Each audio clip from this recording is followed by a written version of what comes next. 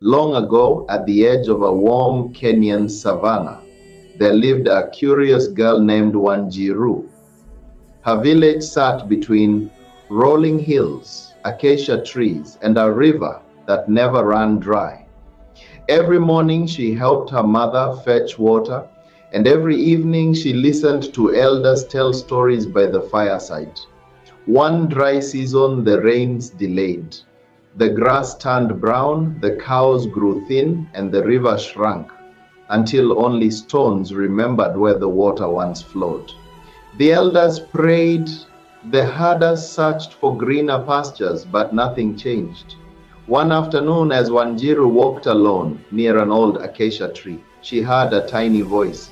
Wanjiru, Wanjiru, she froze. Who is calling me? A bright yellow weaver bird hopped out of its nest and bowed politely. I am Motema, the talking weaver bird. I have watched your village suffer. I know where the rain is hiding. Wanjiru's eyes widened. Where? In the cave of echoes beyond the hills.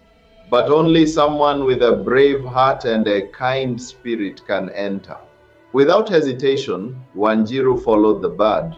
They walked past termite mounds, crossed dusty plains, and climbed rocky hills until they reached a dark cave humming with strange sounds. Inside, the cave whispered everything she said, twice. Hello? Hello? Hello? At the end of the cave sat a giant god glowing with blue light. Mutema whispered, the rain spirits sealed the clouds inside this god because humans stopped respecting the land. If you open it, you must promise to remind your people to care for nature. Wanjiru placed her hands on the god. It felt warm like the sun. She lifted the lid and a burst of cool wind rushed out.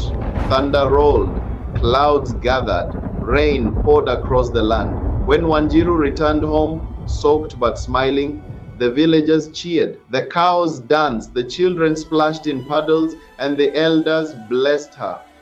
From that day, Wanjiru became the keeper of the land, reminding everyone, if we care for nature, nature will care for us. And every rainy season, a yellow weaver bird perched on our window, singing proud,